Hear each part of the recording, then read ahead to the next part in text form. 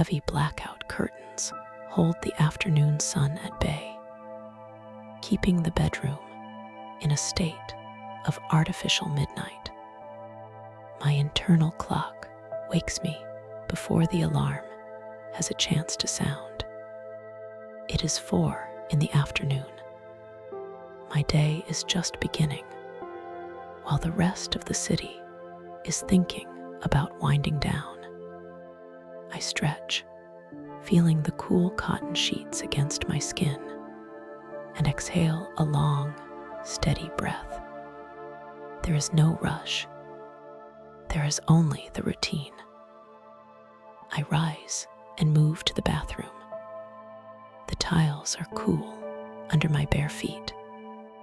I run the water until it is hot, letting the steam fill the small space. Shaving is a ritual of precision. I apply the cream with a badger hair brush, working it into a thick, white lather. The razor is heavy in my hand, a solid piece of stainless steel. I pull the skin taut and glide the blade down in smooth, deliberate strokes. One pass, then another. I rinse with cold water, pat my face dry with a plush towel, and inspect the work in the mirror. Clean, sharp, ready. In the closet, my uniform awaits. As a pit boss, my appearance is the first layer of my authority. I select a charcoal gray suit, wool, tailored to fit without a single crease. The shirt is white, starched stiff enough to snap if I were to shake it. I slip my arms through the sleeves, buttoning the cuffs with silver links that catch the dim light. I fasten the buttons from the bottom up. Next is the tie, a deep midnight blue silk. I drape it around my collar, measuring the length by feel. I cross the wide end over the narrow, loop it through, and pull it tight into a double Windsor knot. I adjust it until the triangle is perfect, centered exactly between the collar points. Symmetry is essential in my line of work. I move to the kitchen.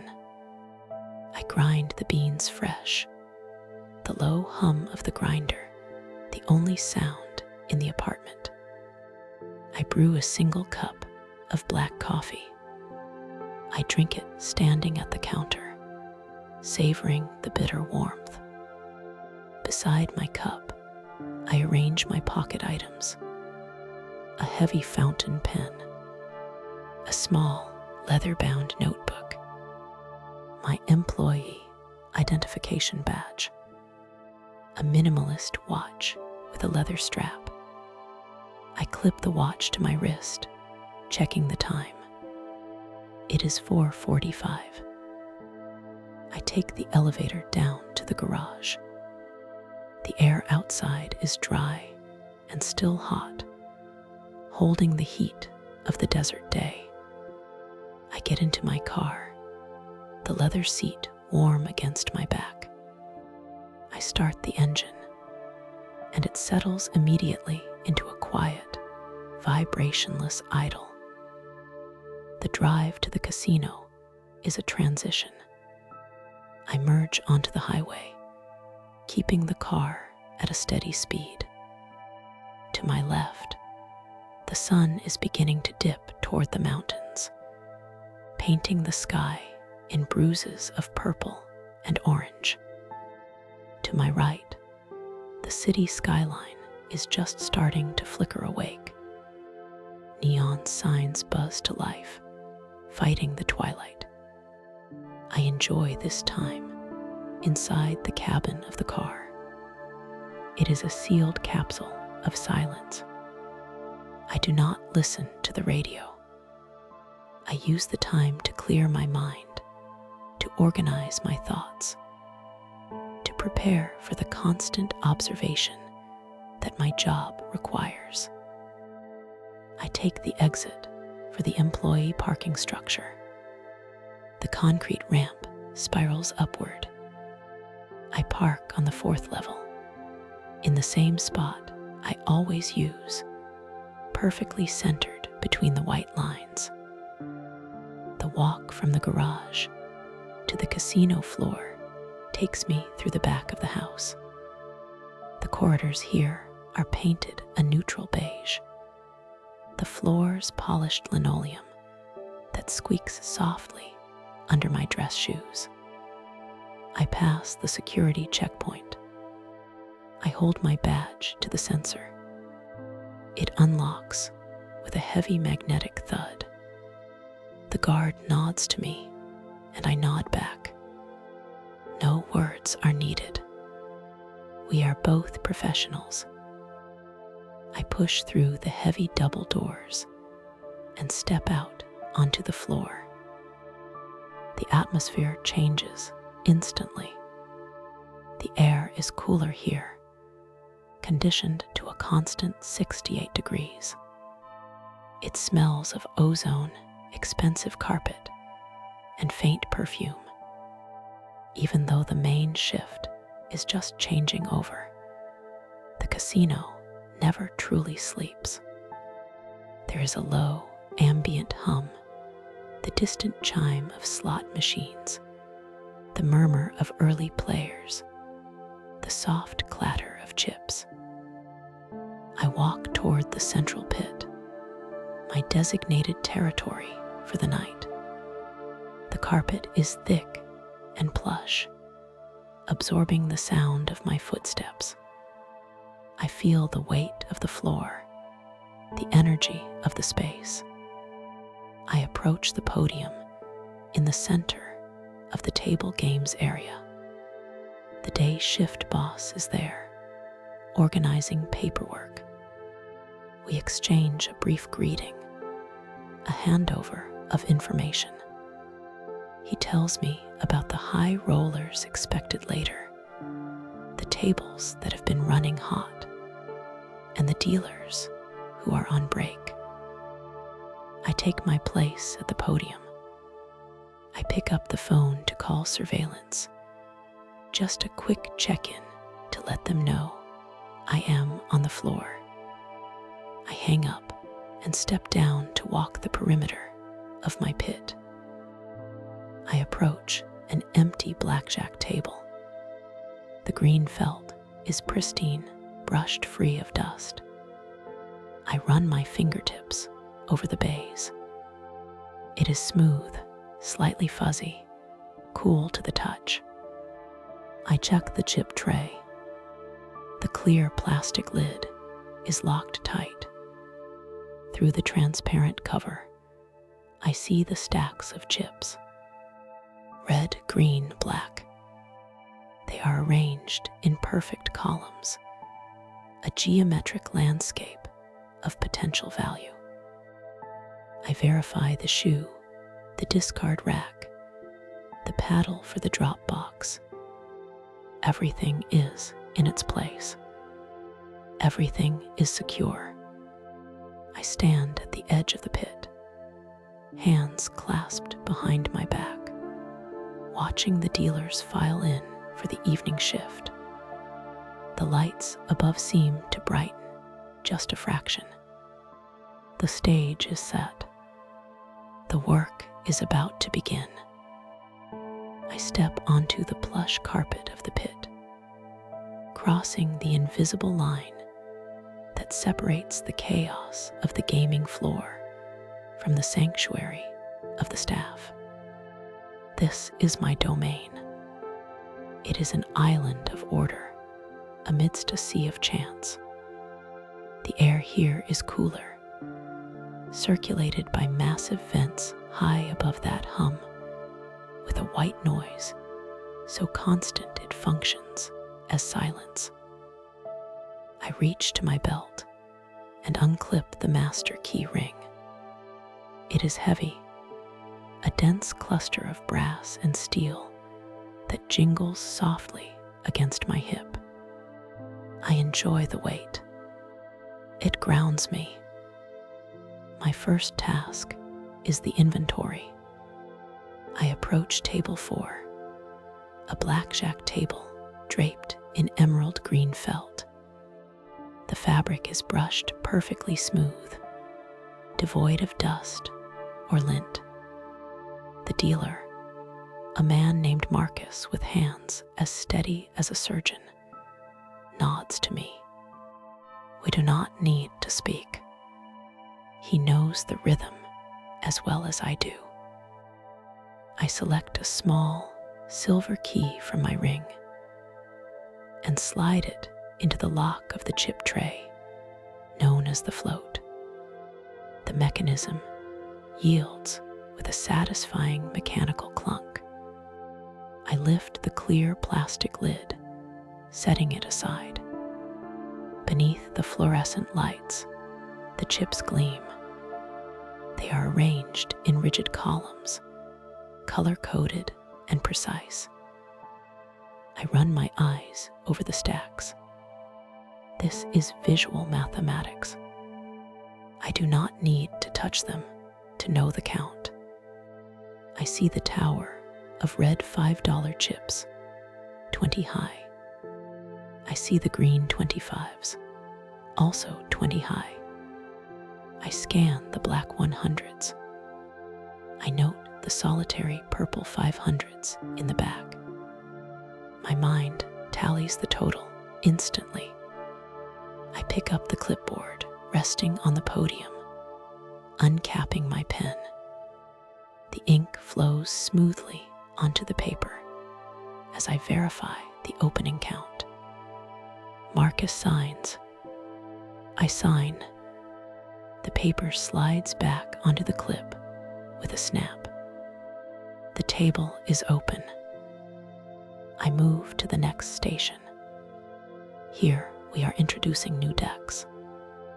The cards arrive in brick-shaped cartons, sealed in cellophane. I enjoy the ritual of the seal. I pull the red tear strip, and the plastic falls away. The cardboard box opens with a friction-heavy slide. I tip the cards out. They are stiff, pristine, and smell of paper and finish. I hand them to the dealer, who performs the wash. She spreads the cards face down across the felt in a wide, chaotic swirl. It looks messy, but it is a necessary cleansing. Then she gathers them. I watch her hands. She squares the deck, tapping the edges against the table until it is a perfect rectangular block. Next comes the inspection. She fans the deck face up in a perfect arc, a rainbow of suits and numbers. I lean in, my eyes tracking the sequence. Ace through king, hearts, clubs, diamonds, spades. No blemishes, no ink spots. She flips the fan over. The backs are a uniform tessellation of crimson geometric patterns. I nod. She scoops them up and feeds them into the automatic shuffler. The machine whirs to life, a gentle, rhythmic grinding sound as it interleaves the cards, randomizing the future. I drift toward the craps table. This is the centerpiece of the pit. The stickman is wiping down the wooden rail. I pick up the bowl of dice. They are red, translucent, and sharp-edged. I select 2 and hold them up to the light. I am looking for bubbles, cracks, or imperfections inside the acrylic. They are flawless. I take a small micrometer from the pit stand. I place a die between the calipers and tighten the wheel, until it touches the surface. I measure the height, then rotate it to measure the width, precise to the thousandth of an inch. I spin the die on the felt to check its balance. It hums like a top before settling. Satisfied, I place them back in the bowl. Now the flow state truly begins. I stand in the center of the pit, my back to the podium. From this vantage point, I can see every hand, every chip, every movement. I do not focus on one thing. Instead, I soften my gaze to take in the entire ecosystem. I listen to the sounds of the trade, the slap of cards hitting the felt, the click-clack of chips being stacked, the soft murmur of place your bets. It is a percussion section that never misses a beat. I watch the dealers. Their movements are efficient, practiced thousands of times. A dealer at table 6 clears his hands, turning his palms up, then down, showing the camera they are empty. It is a gesture of transparency, performed with the grace of a dancer. I see a payout at table 2. The dealer cuts into the stack of chips, separating them into smaller piles to verify the amount before pushing them toward the player. The motion is fluid, a transfer of weight and value that happens in under 2 seconds. There is no stress here. There is only the procedure. Every action has a rule, and every rule is being followed. I am the conductor of a silent orchestra. I check the time on my wrist. An hour has passed, yet it feels like minutes. The pit is breathing, inhaling bets and exhaling payouts, and I am standing at the center of its lungs, ensuring the air remains clear. I spot David approaching from the direction of the cage. He walks with the same measured gait we all adopt eventually, a stride that eats up the distance of the casino floor without looking hurried. He is my relief for the next 45 minutes. I wait for him to step up onto the riser behind the podium. We do not need to say much. I slide the clipboards toward him, tapping the column where the table drop totals are recorded. I murmur the status of the high limit table, noting a player who is running hot but remains friendly. David nods, his eyes already scanning the layout of the 4 blackjack tables in our pit. He taps the counter on the desk to signal he has the helm. I step down. The physical sensation of leaving the pit is subtle but distinct. My shoulders drop half an inch. The constant, low-level radar that tracks chips, hands, and eyes switches into standby mode. I walk the perimeter of the carpet, moving away from the center of the action. The sounds of the floor change as I move. The bright, major key melodies of the slot machines fade into a distant wash of noise. As I push through the heavy double doors that lead to the back of the house, the air in the employee corridor is cooler, smelling faintly of laundry starch and polished concrete. The lighting shifts from the warm, golden hues of the gaming floor to the clean, white fluorescence of the operational tunnels. It is quiet here. The only sound is the squeak of my shoes on the linoleum and the distant hum of the industrial HVAC system, keeping the massive building at a constant 70 degrees. I enter the dining room. It is the lull between the lunch rush and the dinner service prep, so the room is spacious and calm. I move through the line with practiced efficiency. I select a ceramic bowl and fill it with vegetable soup, the ladle heavy and balanced in my hand. I take a small plate of crackers and a glass of iced tea. I find a table in the corner, away from the television screens. I sit. The chair supports my back, a welcome change from standing. I unroll the linen napkin and arrange my silverware. The spoon is cool against my fingers. I eat slowly. The soup is warm and savory. I focus on the texture, the steam rising from the bowl, the crunch of a cracker. This is a moment of sensory recalibration. On the floor, my senses are projected outward, monitoring 1,000 inputs a second. Here, I draw them inward. I drink the tea, feeling the cold liquid wash away the dryness of the air-conditioned floor.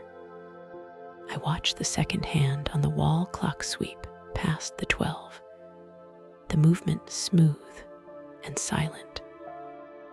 When my break concludes, I bus my table, placing the dishes into the rack with a soft clatter. I wash my hands, the soap smelling of citrus, and dry them thoroughly. Walking back to the floor, I feel reset. I push through the double doors, and the casino atmosphere embraces me again. The energy has shifted. It is mid-afternoon now. The frenetic pace of the morning tourists has settled into a steady, rhythmic cadence. The light seems softer, even though it is artificial. This is the lull. The serious players are resting, and the evening crowd has not yet arrived. I relieve David with a nod. He steps down, and I take my place at the podium. The pit is running smoothly, so I use this quiet time for maintenance. It is time to refresh the decks on table 3. I unlock the cabinet beneath the podium. The key turns with a satisfying, lubricated click. I pull out a long, rectangular box containing 6 decks of cards. The box is heavy and solid. I break the perforated seal with my thumb. It gives way with a sharp tear. I open the flap and slide the first deck out. The box is cherry red. The cellophane wrapper is tight and glossy. I pull the gold tear strip, peeling the plastic away in one long, spiraling ribbon. The sound is a high-pitched zip. I slide the fresh cards out of the tuck box. They feel like a solid brick, perfectly compressed. The edges are razor sharp and white. I fan them once to check for imperfections. The cards cascading from one hand to the other with a fluid, rushing sound like water over stones. They smell of paper and finish. I repeat this process for all 6 decks. Open, peel, slide, fan. I walk over to table 3. The dealer finishes a hand and looks up. I place the fresh cards on the felt. We follow the ritual. The old cards are collected, verified, and dropped into the lockbox. The new cards are spread across the green baize face up, then face down, a wash of red and white patterns. The dealer gathers them. She places them into the automatic shuffler. The machine hums to life, a low mechanical whir that signifies the start of a new cycle. I return to the podium, pick up my pen, and log the time of the deck change in the ledger. The ink flows smoothly onto the paper. Everything is accounted for. Everything is ready. The relief shift manager, a man named Marcus, who has worked the floor for 20 years, approaches the podium. It is exactly 3 in the morning. His arrival signals the beginning of the final ritual of my shift, a precise handover of responsibility that ensures the continuity of the game. We nod to one another, a silent acknowledgement of the transition. There is no need for excessive chatter. We both know the rhythm. I open the digital logbook on the terminal. I scroll through the shift notes, highlighting the high action tables and the players we are monitoring. I point to the screen, my finger tracing the lines of data. Marcus leans in, absorbing the information. We discuss the credit lines, the fills, and the markers. The conversation is low and efficient, a shorthand language of numbers and codes that we both speak fluently. Next comes the physical verification. We walk together to the active tables in my section. We do not interrupt the dealers or the players, but we stand behind the box, eyes scanning the racks. We verify the chip counts visually. The stacks of black, green, and red chips sit in perfect towers within the clear plastic trays. I watch Marcus note the totals. He gives a small nod. The inventory is secure. The math balances. Back at the podium, I finalize the shift report. I type the concluding sentences, the keys on the mechanical keyboard making a soft, satisfying clatter. I press enter, and the screen blinks, saving the file to the central server. The day is archived.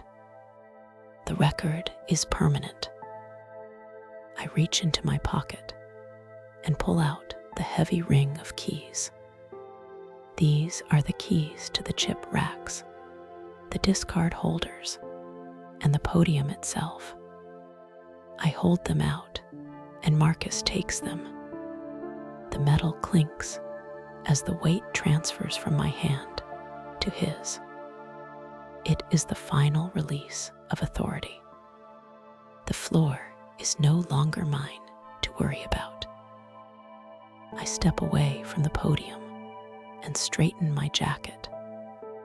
I walk toward the employee exit, moving from the plush, thick carpet of the gaming floor to the smooth, polished linoleum of the back of the house. The transition is auditory as well as tactile. The constant, ambient hum of slot machines and the murmur of the crowd fade instantly as the heavy security door clicks shut behind me. Now there is only the hum of the ventilation system and the echo of my dress shoes in the long, white hallway. I walk past the count room and the wardrobe department. I reach the time clock. I slide my badge through the reader. It beeps once, a singular high note. I am officially clocked out. I push through the rear exit doors and step into the parking garage. The desert air is cool, a sharp contrast to the climate-controlled atmosphere inside. It smells of dry earth and faint ozone. I walk to my car, the sound of my footsteps distinct on the concrete. I unlock the door, slide into the driver's seat, and close the door. The silence inside the cabin is profound. It wraps around me like a blanket. I start the engine, feeling the low vibration travel through the steering wheel. I drive out of the garage and onto the empty streets. The city is still awake, the neon lights flickering in the rearview mirror, but I am moving away from them. I merge onto the highway. The lanes are wide and open. The tires hum against the asphalt, a steady, hypnotic drone. I watch the white lines pass beneath me, rhythmic and predictable.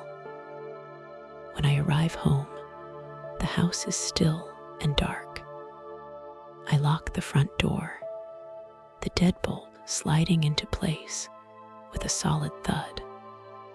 I place my keys in the small ceramic bowl on the entry table.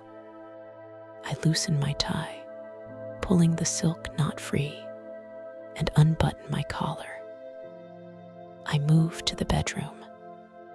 I hang my suit jacket on the wooden hanger, smoothing the shoulders. I place my shoes on the rack. The process of undressing is slow and deliberate, shedding the uniform of the pit boss. I wash my face with warm water, scrubbing away the fatigue, and then switch to cold water to close the pores. I dry my face with a thick, soft towel. I climb into bed. The sheets are cool and crisp against my skin. The weight of the duvet settles over me, pressing me down into the mattress. I close my eyes. My body is heavy, completely relaxed. My mind replays the day for a split second, seeing the perfect stacks of chips, the balanced ledgers, the smooth rotation of the cards. Everything was handled. Everything was correct. The images fade. The rhythm of the shuffle slows down in my mind.